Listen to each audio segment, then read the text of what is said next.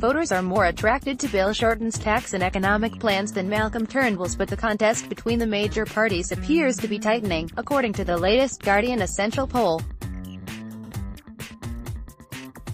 The new survey of 1,025 voters found 45% of the sample backed Shorten's tax plan outlined in Budget Week, compared with 33% supporting the coalition's 7-year income tax package.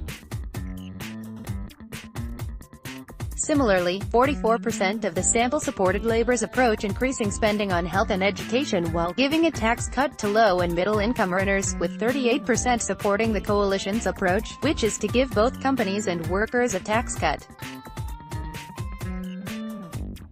Sign up to receive the top stories in Australia every day at noon, but the gap between the major parties has narrowed over the past fortnight on the two-party preferred measure.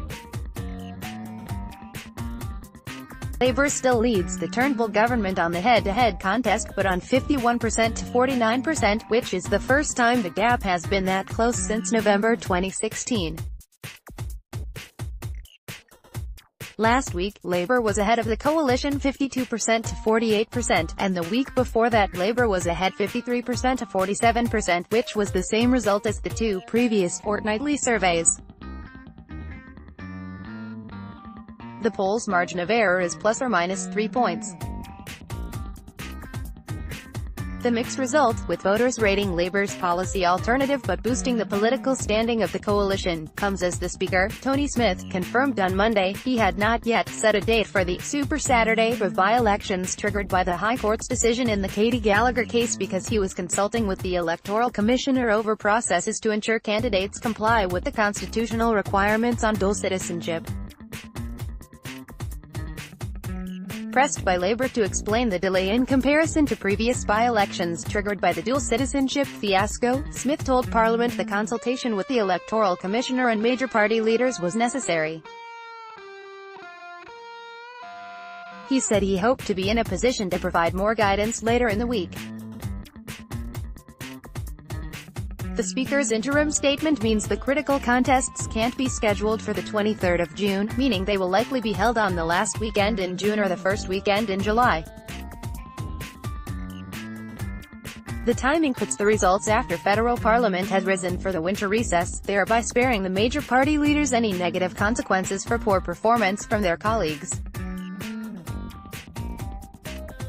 The looming mini-election season is a significant test for both leaders, given the federal election contest can be held any time after August.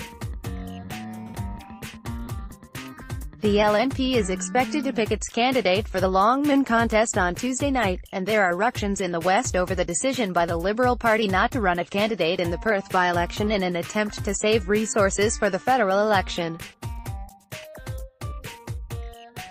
The Western Australian Liberal Senator Dean Smith said he intended to protest against that decision at a weekend meeting of the State Council, in essence forcing the decision to be made by a larger group of people.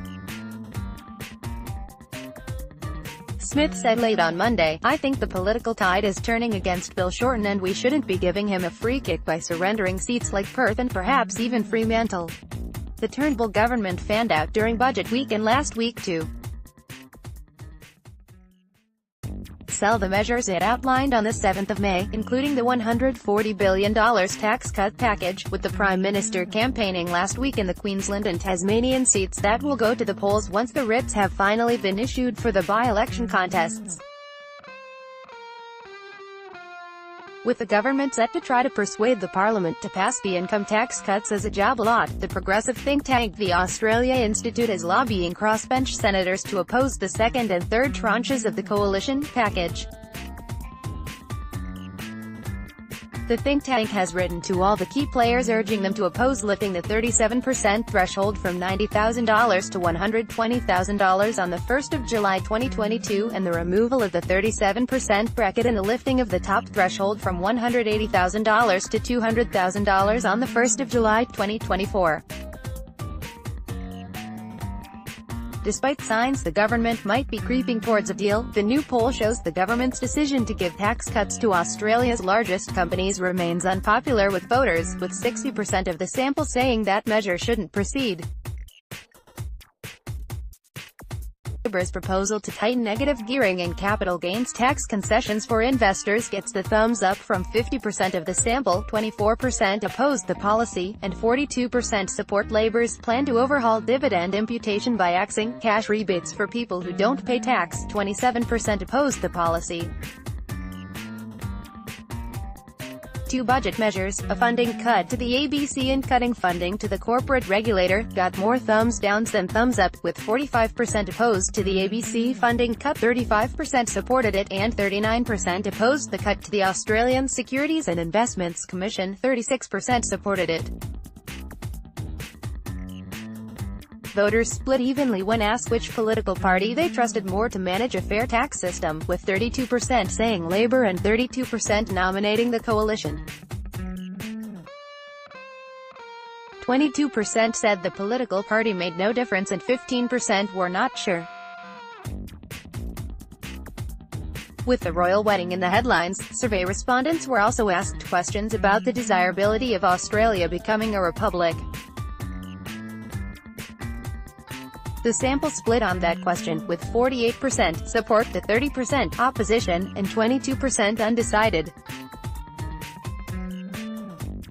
Majority believed the new head of state in a Republican model should be voted in by the Australian people, 65%, with 9% supporting a Governor-General-style appointment by the Prime Minister of the day, and 12% supporting appointment by a two-thirds majority at a joint sitting of the federal parliament.